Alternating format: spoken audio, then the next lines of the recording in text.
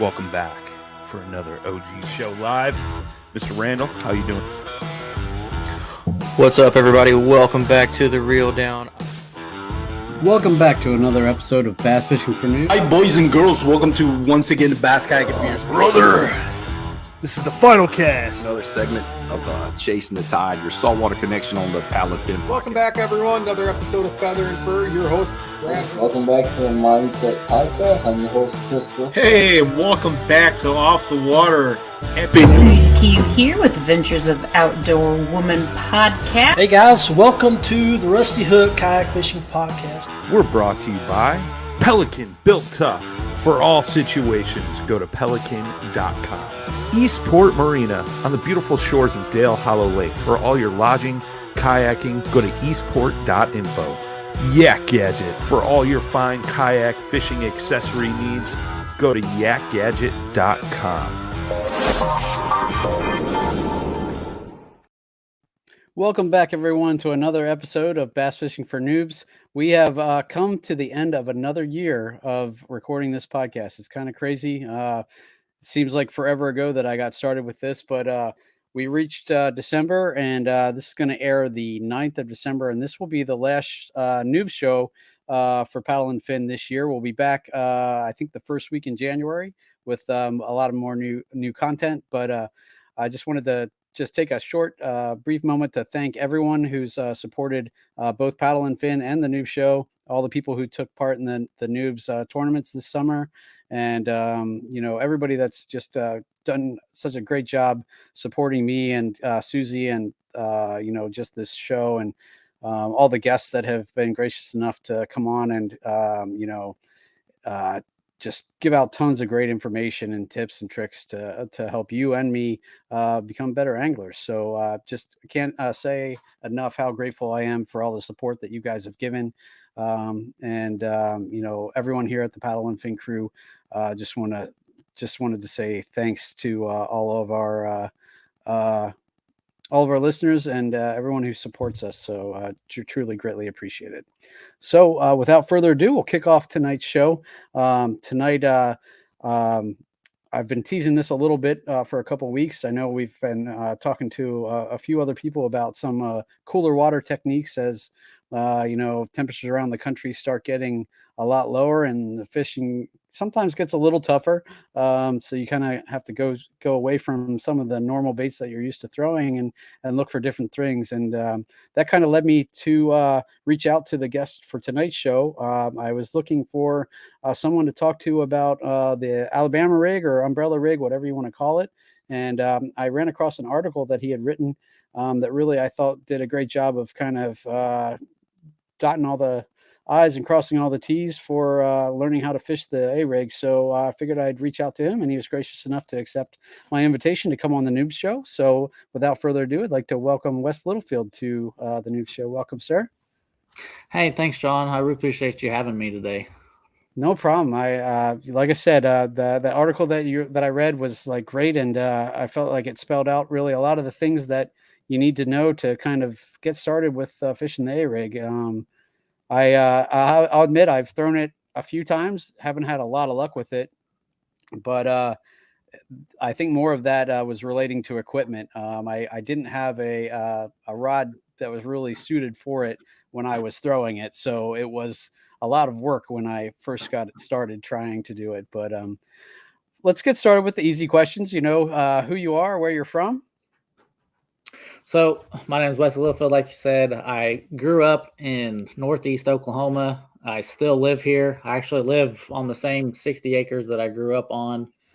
And I mainly grew up fishing farm ponds.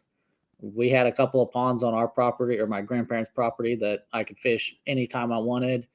And I remember what got me hooked on fishing was there was one bass in our front pond that I hooked into, and he broke my line, and I just happened to see the flash and see how big he was.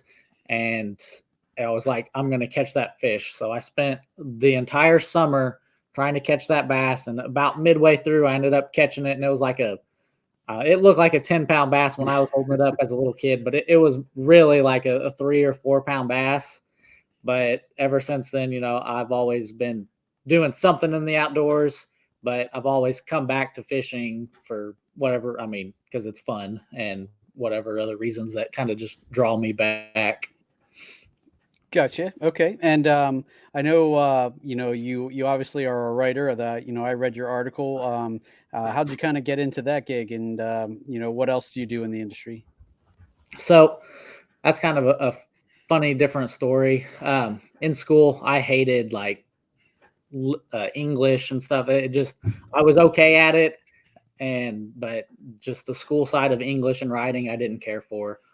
But I got a internship with a guy named Jason Cruz for running a social media in college, and it was specifically about like duck hunting, and it was just like learning how to take pictures, learning how to do stuff for social media. And he strongly insisted that I learned how to write, better, just to differentiate myself a little bit. And so fast forward, out of college and stuff, I'm working at a job that I enjoyed. I used to run heavy equipment at a coal mine. And when the coal mine closed down, it was turned into a rock crusher. And so running big, heavy equipment, it was fun. But I just felt like I wanted to do something different eventually. And so I told my wife, I was like, hey, if I can make $1,000 a month doing this part-time for 6 months, I think I can turn it into a full-time gig starting in 6 months. And so I did that. I made more than what I had expected to make.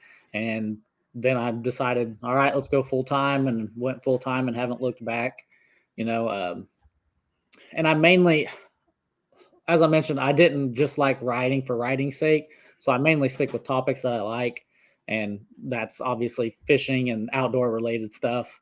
I've tried writing for other stuff, and it just was miserable. So I tend to stick with that. I also do a little bit of social media stuff still, primarily YouTube videos, how-to videos, that kind of stuff.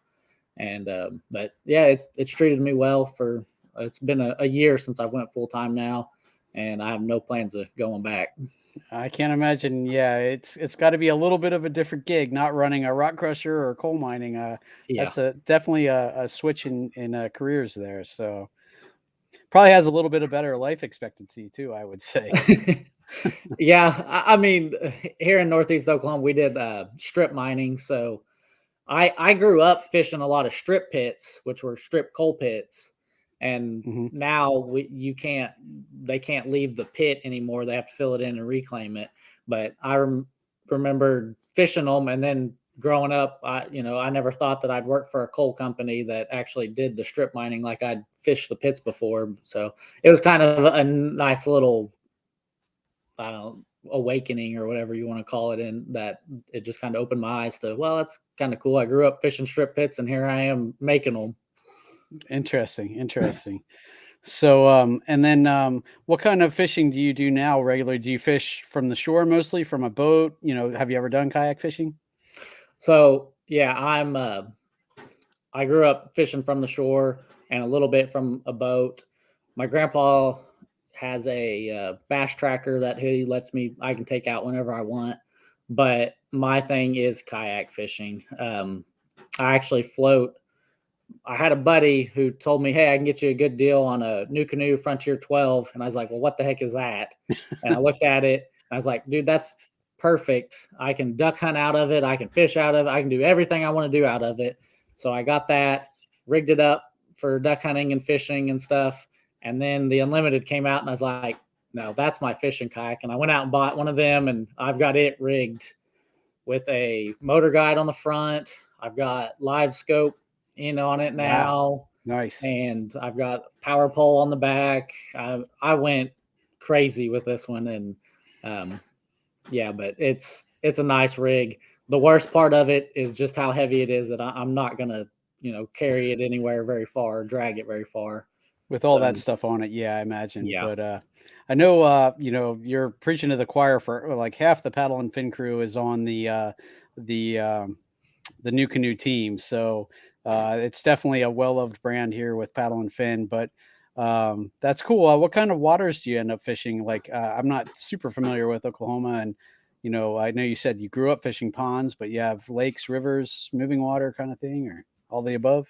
Yeah. So I literally live like 4 miles away from a lake, a big lake. But it's not really known for bass fishing. So if I'm fishing, I'm usually probably catfishing or crappie fishing at that lake. But we've got some really good bass lakes that are within an hour or hour and a half that I'll go hit up. And there's a couple of rivers.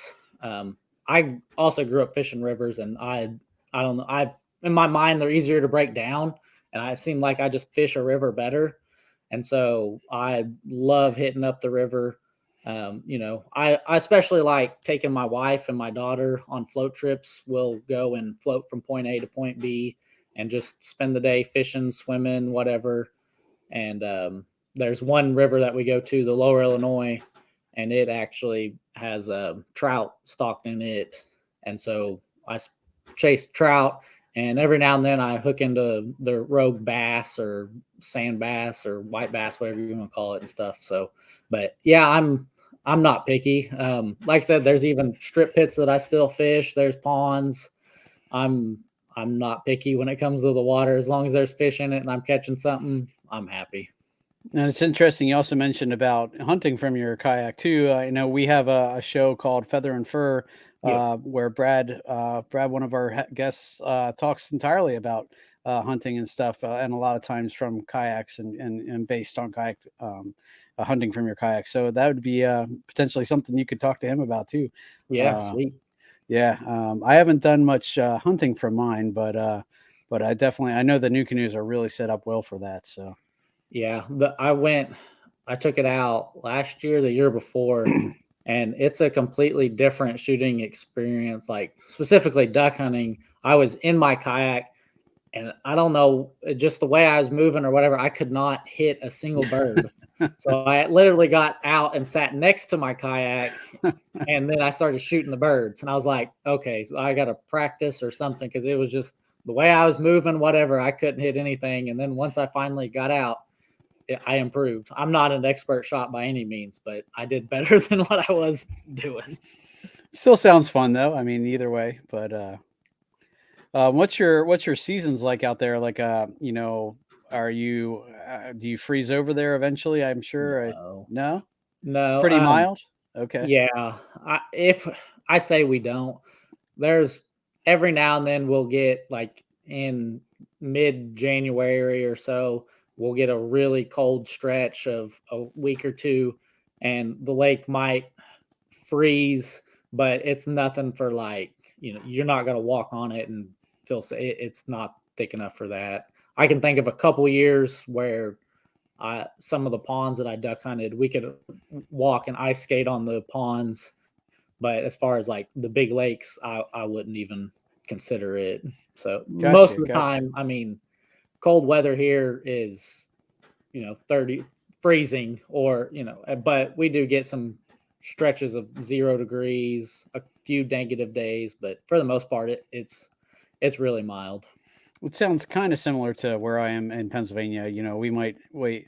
I mean, there is a few rare occasions where it freezes enough that you could actually go out and ice fish, but for the most part, it's going to take a good 2 weeks of really cold temperatures to get that to happen. For the most part, you're talking like a layer of ice that you definitely don't want to walk on, that you could potentially crunch through with your kayak, that kind of thing. But interesting. So how about your fishing seasons? Are you allowed to fish all year round, or do you stop like, I know our trout season stops here in PA at a certain time, but and bass, you're not. There is kind of like a bass season, but it depends on the body of water you're on. So, yeah. Honestly, when I heard fishing seasons, it threw me off, because I was like, I grew up fishing. If I want to go fishing, I'm going to go fishing for whatever I want to go fishing. We don't. The one season that we kind of have is like spoonbill, but that's usually because that's when their run is, and that's usually when you fish them is during the spawn, or snag them is during the spawn. So that would be the one season, if you wanted to say that, but you can legally catch them all year round if you wanted to. Gotcha. So yeah, I didn't, getting in more into fishing here the last several years. I didn't realize that there were seasons for fish. I was like, oh, it's kind of like hunting season. That'd be kind of weird.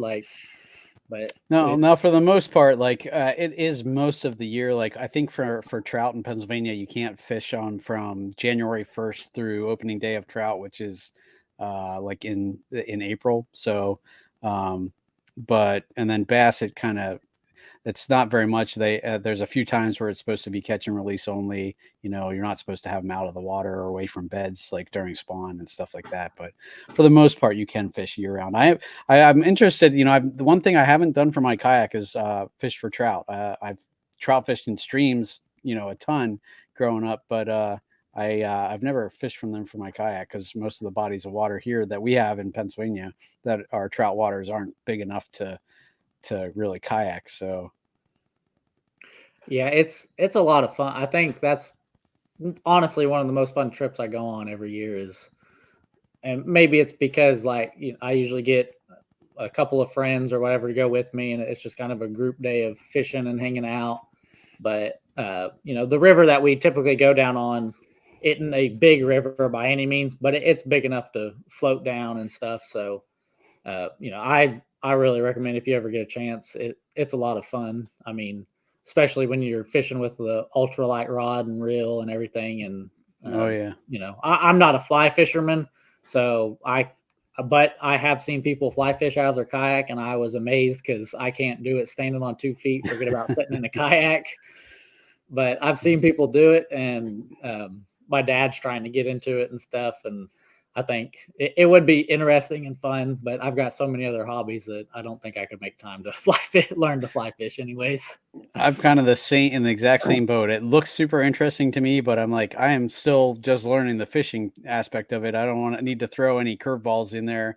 Yes. But and I know when you talk about fly fishing from a kayak, you almost need an open layout like a Nucanoe would be, because, you can't have a lot of stuff that you're going to be stripping line and have that line laying there, trying to pull it off around pedals or whatever. So, yep. Interesting. So, well, the reason why I brought you on tonight was because I wanted to talk and learn a little bit more about the umbrella rig. I was curious how you got started with that. Was it just needing something to throw in the cold water, or what kind of led you to try the A-rig? So the first thing was really I just kind of saw it at I think Walmart or Bass Pro, some retail shop. I was like, what the heck is that thing? So I picked it up and looked at it, and it was really expensive. And I was like, well, if it's expensive, it's got to catch fish. And so I bought one, and I played around with it. And like you, I didn't have the right gear starting off with it to throw it. And I ended up stripping a reel, the gears in it, just because it was too much for that reel. And so, I honestly kind of put it up, and I was like, I don't have the stuff for this. And it seemed like it should be more simple than it was. And so I kind of gave up on it until fairly back recently. I've gotten a little bit more better gear and stuff, and been able to, especially after college when I was able to make some money and get some real gear. And so I dove back into it, and, we wrote this article on it, and it was kind of eye-opening to the fact that, hey, don't quit fishing during the wintertime, but also, the umbrella rig, it works throughout the year, depending on the situation for the most part. But it's also a big misconception, like what I had starting out is, well, you just cast it out and reel it back and catch big fish. That's the conception that I got anyways, especially when, all the big major fishing tournaments were like, oh no, you can't use the umbrella rig. It's illegal to use, blah, blah, blah. I'm like, well, shoot, it's just like catching fish in a barrel then if you're using the Alabama rig or umbrella rig. And I quickly found that that's just not the case. Right. So that was like the first big caveat that I wanted to throw out there, is that if you decide to throw the A-rig or the umbrella rig, make sure you check your local regulations. Because I know, like here in PA, we're allowed to have 5 hooks. It's all good.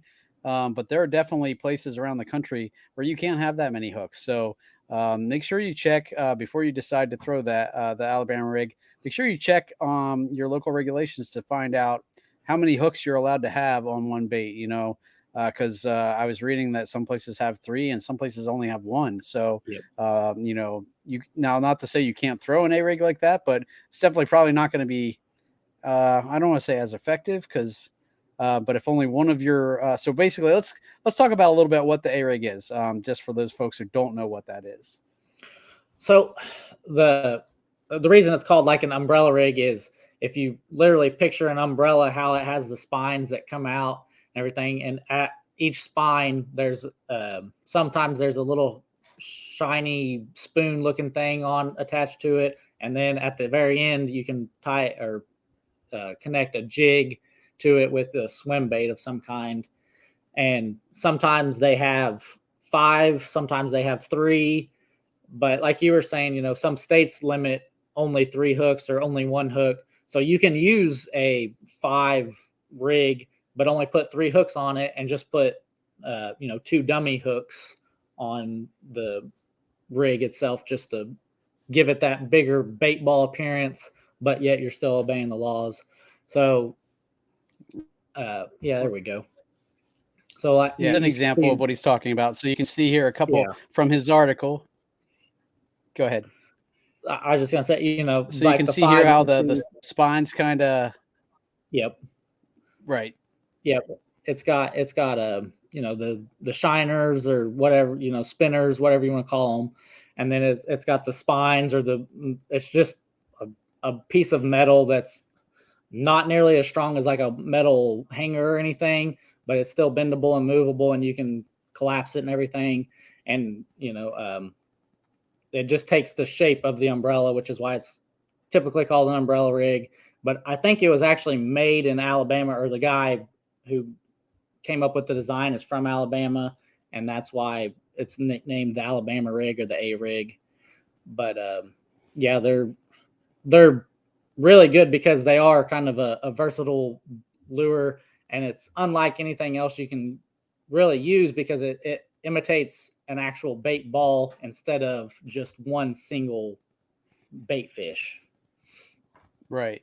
And so I know all the ones that I have and have thrown have the blades kind of attached to it, but that's one of the things that I was surprised that I didn't know that right away, was that they make them without them. And I was like, that could potentially a little wear on your arm. I think a little less hardware that you're dragging through the water, but a little bit. Yeah, it would be.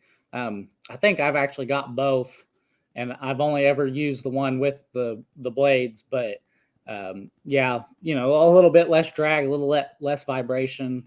And once again, it kind of maybe for more. Sorry, we got a little lag going, and that's throwing me off a bit. Oh, you're good. No, I was just gonna say that. Yeah, like it's gonna depend on your situation for which one you use. That's all. So I think it's one of those things where you can try both, and try one for a while, and if you're not getting any bites on it, maybe go with the one without blades and just see if that works a little better, see if that's what the fish want that day. Yeah, that's the frustrating thing about fishing, and like even trying to teach it, I've learned that there's no scientific answer. This is scientifically proven this is exactly what you need to do. Because if it was that easy, then it wouldn't call be it fishing, catching, right? not fishing. Yes, yes. Even the pros, you can go ask a pro anything, and you ask 5 pros about this same exact situation, and they've got 5 different approaches to it, and it's like, oh, I thought there was just one correct answer, and there's usually not. And that's the same with the umbrella rig. Is do you use the 5-wire or the 3-wire? Well, it kind of depends on your preferences, to be honest. Right. And then, for sure, like water clarity is going to throw something into that. If you have a, like maybe not as clear water, you probably want those blades in there thumping and giving off a little bit of vibration so the fish can use their other senses, like their lateral lines and stuff, to pick up on that and maybe hone in on that bait a little better. Yep, exactly. So now we know kind of what it is. How about when and where do you tend to say, hey, this looks like a good place for the A-rig? This time of year is good. What's your general thoughts on that? I like, I tend to like, late fall into the winter, and every now and then, even in the summertime, I know we're not really talking about summertime fishing, but when those bass are out suspended, especially when they're suspended or something, you can buzz it by their head. I think that's a really great time to do it.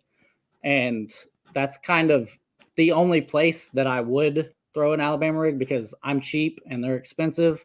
So I'm not going to go throw it into a brush pile and risk it getting hung up, because I mean, buying the rig itself is like $15 at the cheapest.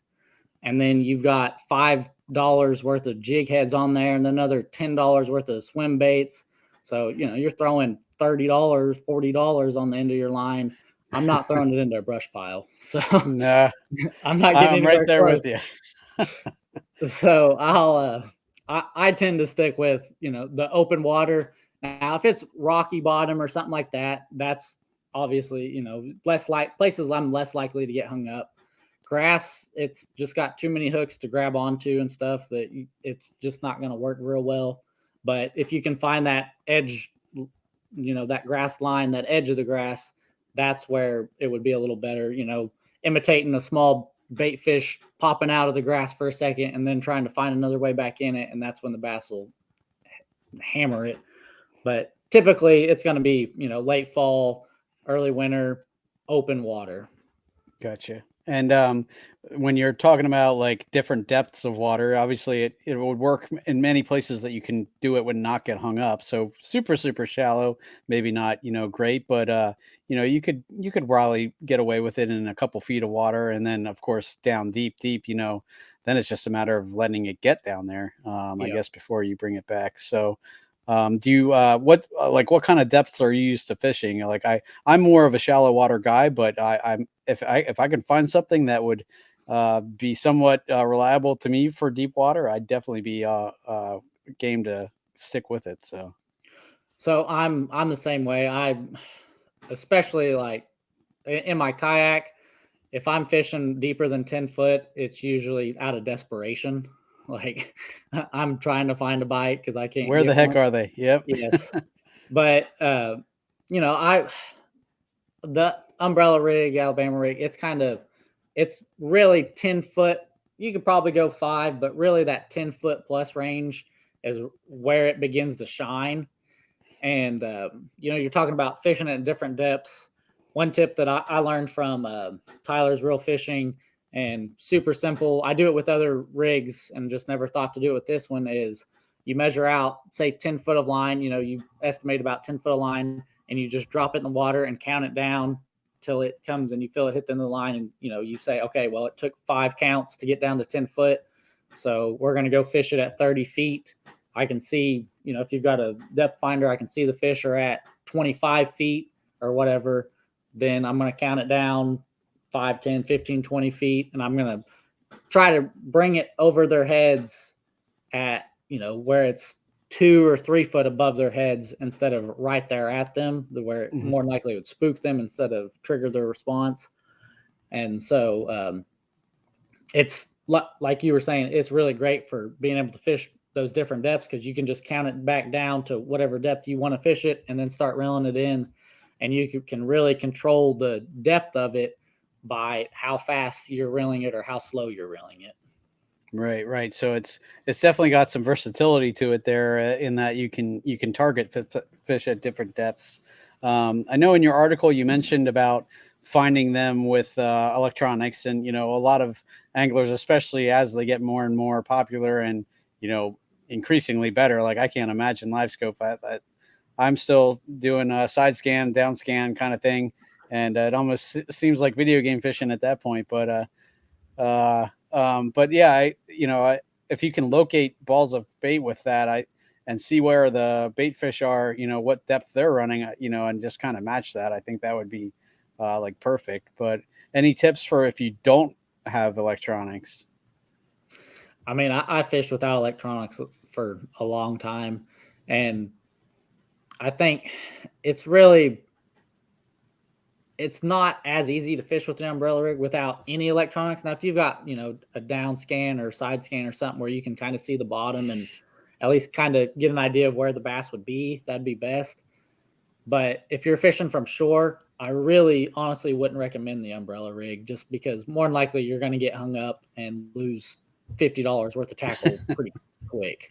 So, but if you're in a kayak or a small boat or a bass boat, whatever, I still think it's possible, yes, but having the electronics definitely gives you 4 or 5 steps up on not understanding what's down below the water, because you don't know where the fish are exactly, and so tips for that would be try first reeling it really fast, keeping it high in the water column, see if they're there. Make the same cast and reel slower. Make the same cast and reel slower, and just keep working till you can feel the bottom and coming up off the bottom, and just keep repeating that. You've got to really slow down your fishing in that instance, because you've got to use the lure to figure out what's underneath the water versus using your electronics where you can glance at it and be like, oh, there's no cover here. There's no brush there, or there's no drop off. The fish aren't hanging out here. Let's move on to the next spot. Whereas with blind, you're just going to find out if there's fish there by casting it out and fishing it at different depths. Right. Makes a lot of sense. Now, I know we talked about having the right gear is important too. What kind of gear do you recommend? Yeah, that's what, like I said, I learned that out the hard way. So did I. You really need a good, strong rod, like at least a medium heavy, but I really would push you to more like a heavy with a fast action, and you might be able to get away with a little bit more of like a moderate action, but I don't want what I call a broomstick, which is just literally like a straight rod, really strong, it's really stiff. Because when you're fishing the umbrella rig and you go to set the hook, you can rip the hooks out of the fish's mouth really easy with a too overpowering of a rod. And it kind of makes casting a little bit awkward. Whereas if you've got like a fast action, you've still got a little bit of that bend that'll allow it to load up and really launch it out there for you. So I really recommend like a fast action, heavy power rod.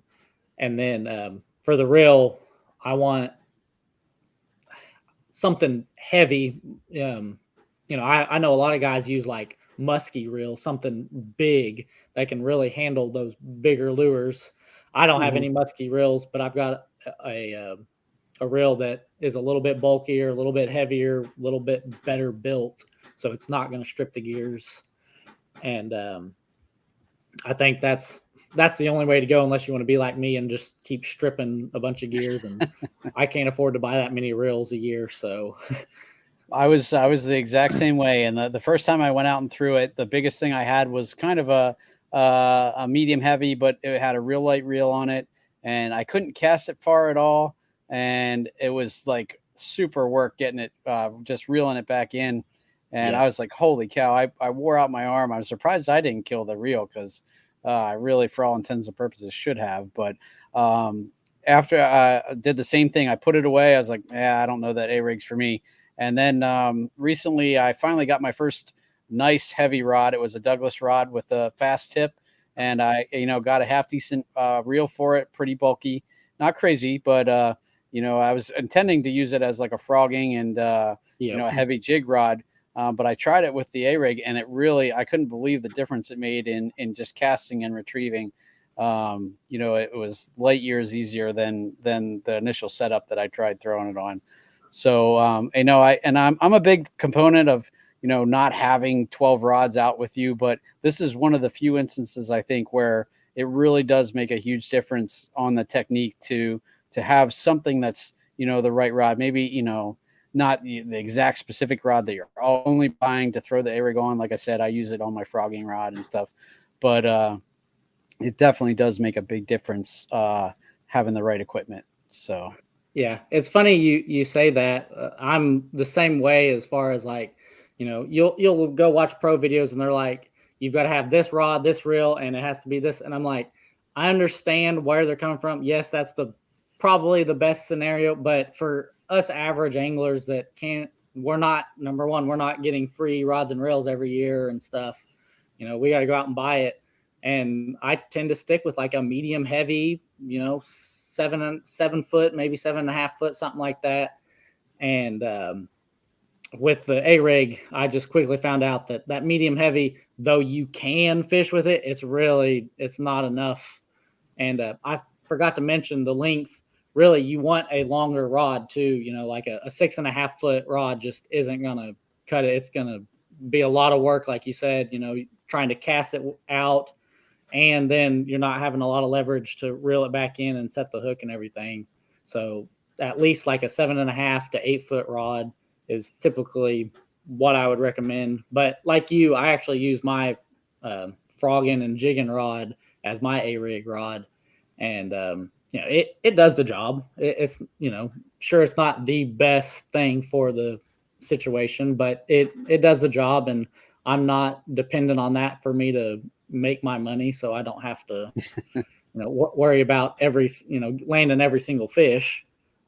But I'm as far as the gear, I do think it's one technique that's you do need some good gear to have it, but otherwise I'm like you. I'm like, most of the time you can get away with a medium heavy rod and kind of make it work. Right. How about line? Do you throw it on braid to leader, straight braid? What's your line setup? So I used to fish, and there's still a couple of my rods that have straight fluoro, and I've just grown to hate it. It seems like no matter which way I try to put it on, it ends up in a tangled mess 30 minutes into the trip, and I'm just like, I hate fluorocarbon. But I think the fluorocarbon is very important to use when throwing an Alabama rig. So I use a leader from braid to fluoro because I really like how braid casts, how braid feels. It's really small diameter, all that. I love braid most of the time, except for like throwing a crankbait and the Alabama rig, because braid tends to make like a big loop, and it's real, I can't think of what they call it, malleable maybe or something. It just tends to catch on something, and then you waste the cast, and you've got to reel it back in and unhook everything and then throw it back out there and hope it doesn't do it again. Whereas with fluorocarbon, it's a little bit stiffer, so it keeps that line away from the rig, and you're not going to get it. So I really recommend running braid to fluoro to the umbrella rig. Yep, and that's pretty much what I run to for the same reasons. How about line weight? Like I generally run like maybe 20-pound braid and my leaders. I'll for an A rig, since it is a little bit more that you're moving through the water, I'll stick to maybe 15, 12 at the lightest. That's still but I'm also not catching 10-pounders. Where I am for the most part. So if you're going to be fishing anything where you can get kind of those bigger, heavier fish, I would bump up on both my braid line weight and my fluorocarbon line weight. Yeah, I agree. I think, and too, like water clarity has a lot to do with it. If I'm fishing clear air water, I do try to downsize a little bit just to give myself an advantage. Whereas if it's dirtier water, I can go bigger and not worry about it nearly as much. But yeah, I think you're spot on with the line weights. My big thing is that you're throwing a lure that already itself weighs 3 to 5 ounces most of the time. And so then when you put on top of that a big fish, even a 5-pound fish, that 10-pound line, if it's got a fray in it or anything, you're really pushing it. That's why I tend to, 12, 15, 17.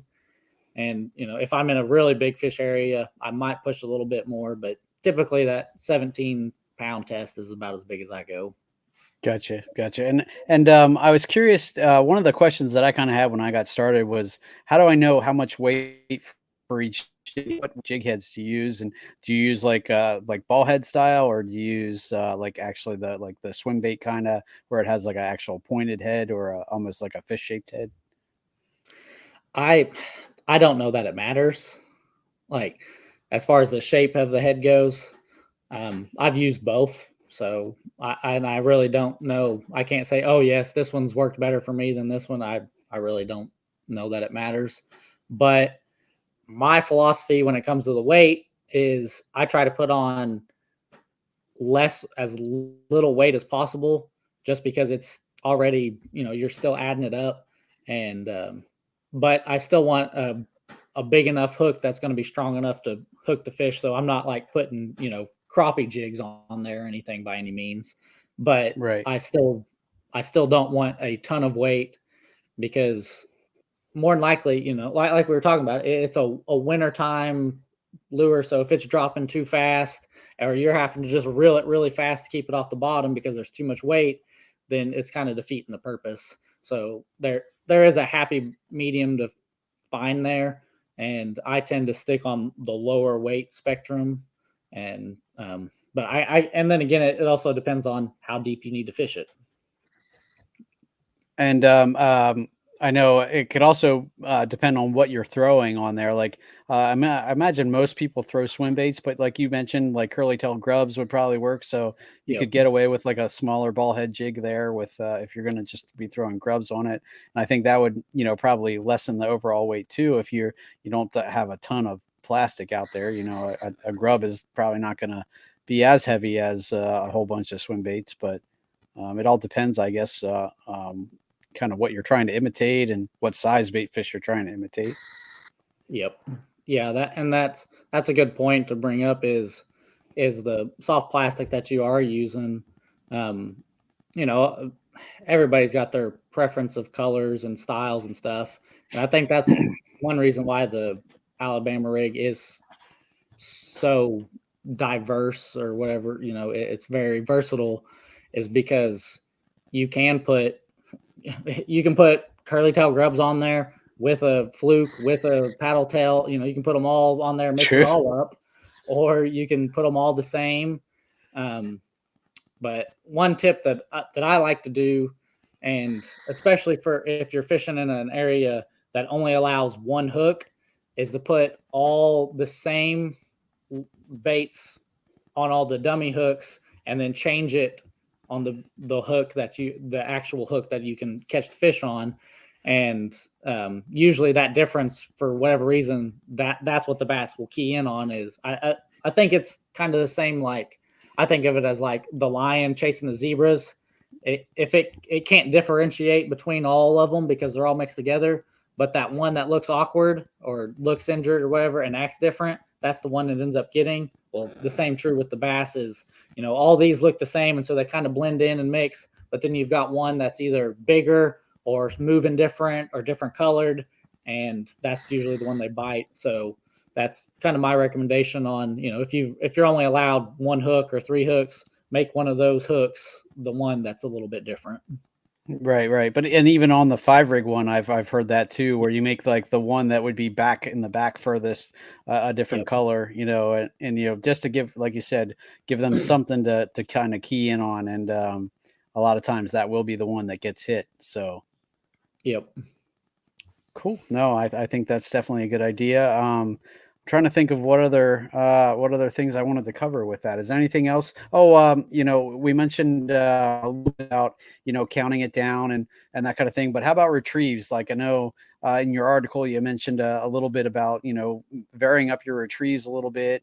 I remember watching some videos online and where they talk where you slow it down, speed it up, and that almost causes the wires to flex and it almost to pulse like a bait ball would be, kind of, how they, if you could ever see a bait ball, they kind of shrink and expand. And, I thought that was kind of cool that was something you can add into your retrieve.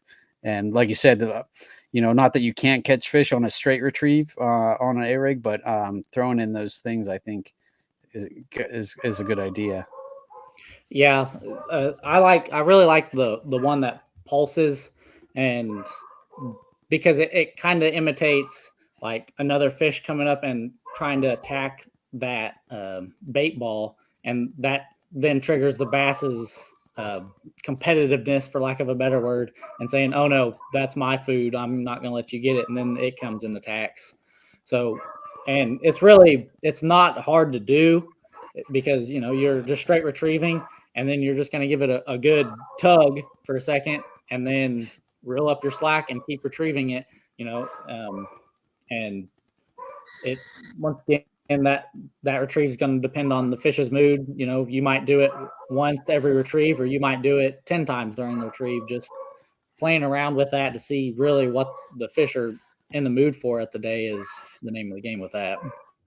And I was just going to say, if you do get a bite, try and pay attention to what you were doing when you got the bite, or what made that retrieve different than maybe the last 5 that didn't get bites, and really then try and repeat it and see if you can get a pattern going.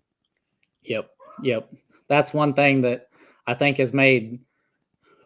I can think of one day specifically, but earlier this year I was in my kayak and I caught one fish early morning. And pretty quick off the bat, I was like, oh, it's going to be a great day of fishing. And then I didn't get a bite for like 3 hours. And I was actually about to just go home and give up. And then I saw a little shaded area, and I was like, oh, I'll just make one cast. Made a cast, boom, got a bite. And I was like, holy crap.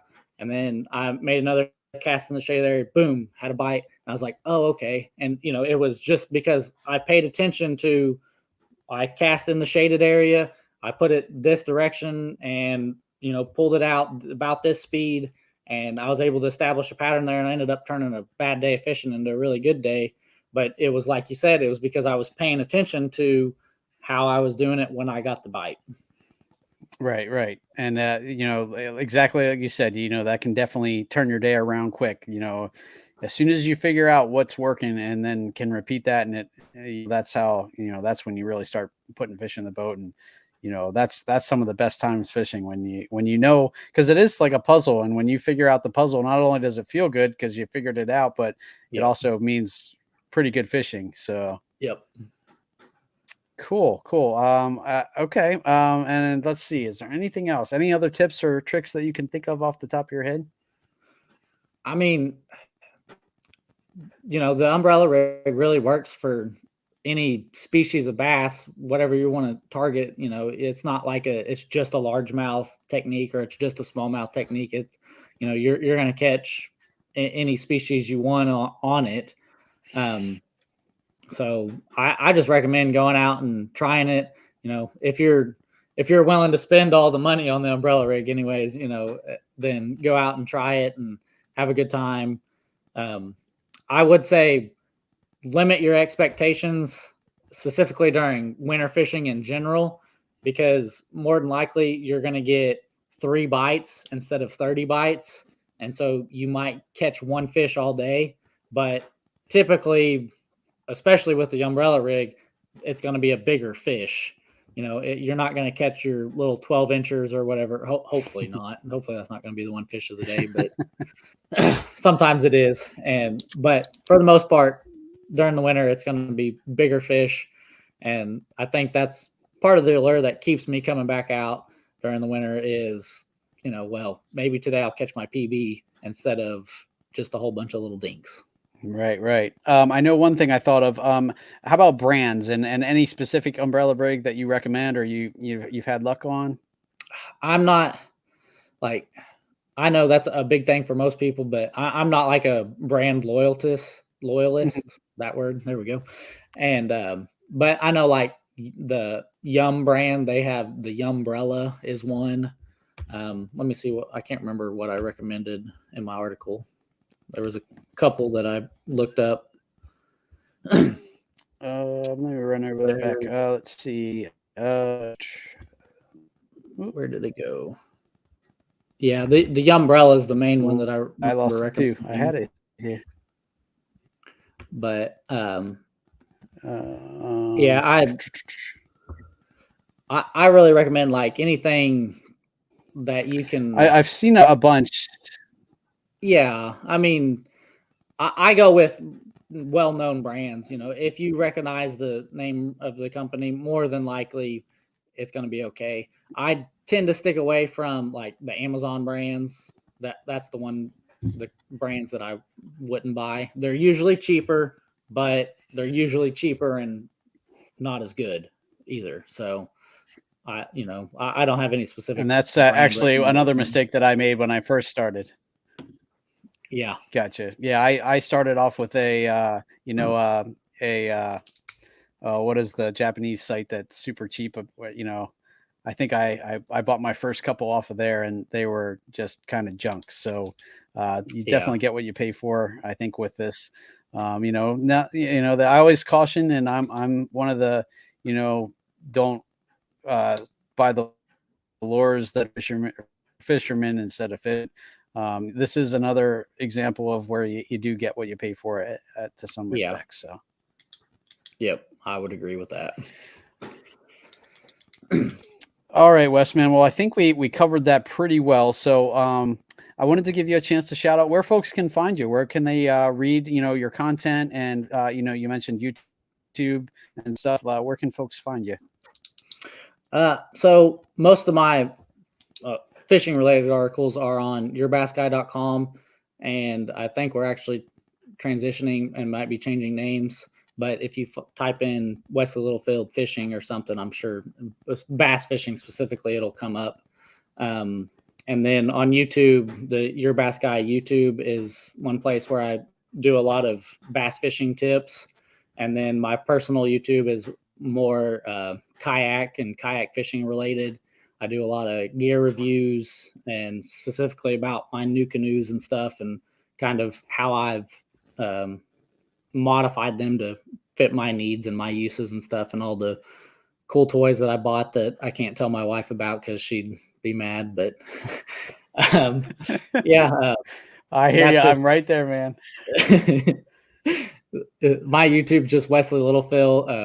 I think it's called The Kayak Kid, Wesley Littlefield. But if you type in Wesley Littlefield, it should come up. And I really don't have any other social media. I tend to stick away from that because I'm too competitive. And if I see somebody catching big fish, I get jealous and I'm like, I don't like you anymore. But I just too competitive. So, and any sponsors or any other affiliates that you want to shout out? No. If anybody's looking to sponsor anybody, hit me up. But no, I'm me, myself, and I guess my wife is my biggest sponsor right now. So that's about it. I hear you. Yep. All right, man. Well, again, thanks so much for coming on. It was fun. Definitely a lot of great information on the A-Rig. Hopefully, the listeners will go out and give that a try, especially, in these colder months. But don't just limit yourself to the cold months too, because, they do, it does catch fish, and will work in the warmer months too. So, get it out on the water, give that a try. And that's pretty much it. So thanks again, listeners, for tuning in. Make sure you go out and check out Wes's stuff out there. Read some of his articles. He does a great job, laying stuff out. And definitely check out his YouTube and the Your Bass Guy YouTube as well. And check out all that content. So Wes, again, appreciate you coming on, man. And, thanks for having me, John. I appreciate it. Yep, no problem. Listeners, again, thank you all for everything for this year. And it's been a great year, and I can't wait to see what next year holds. So, again, watching the fishing here on Finn Podcast, where we bring you the techniques, the tricks, and the tips to help you rip more lips. You guys have a great night, and we'll catch you next year. Thanks for tuning in to another killer episode here on Paddle and Fin. Be sure to drop a 5-star rating, a thumbs up, or smash that subscribe button on any platform you're listening in on. Be sure to check us out on Waypoint TV, waypointtv.com. Make sure you sign up for the Fantasy Kayak Fishing League at paddleandfin.com/fantasy. You could support this show through Patreon, patreon.com/paddleandfin. Don't forget to check out the website, paddleandfin.com. Catch us on YouTube. If you got a question, comment, or want to see a future guest on the show, be sure to email us at paddleandfin@gmail.com. Shout out to our show supporters, Yak Gadget. You can check out all the fine kayak accessories at yakgadget.com. Pelican Professional. For all your cases, coolers, and lighting needs, go to pelican.com. Rocktown Adventures, your Midwest premier paddle sports destination. Go to rocktownadventures.com. Eastport Marina, the beautiful destination on Dale Hollow Lake. If you're looking for lodging, kayaks, kayak accessories, or anything fishing related on the beautiful Dale Hollow Lake, go to eastport.info. And Jig Masters Jigs. When in doubt, get the jig out. Go to jigmasters.com and fill your tackle boxes today.